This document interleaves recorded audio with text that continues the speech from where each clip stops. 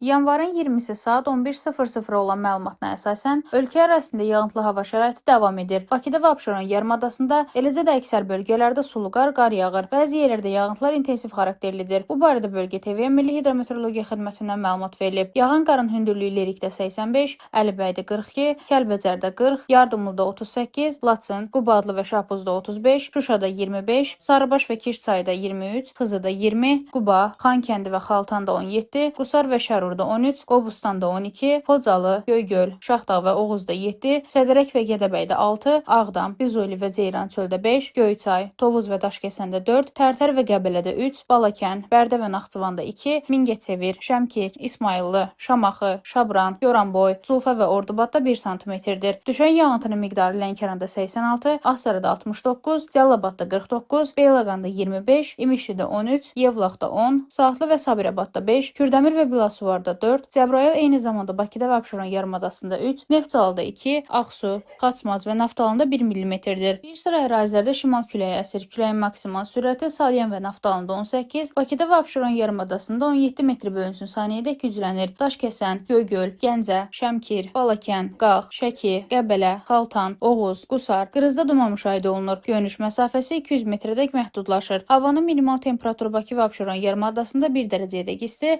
Aran rayonlarında 1, Naxçıvan Muxtar Respublikasında 13, Dağlıq rayonlarda 9, yüksək dağlıq ərazilərdə isə 16 dərəcəyədək şaxta qeydə alınıb. Rəna Rövşənqızı, Bölgə TV.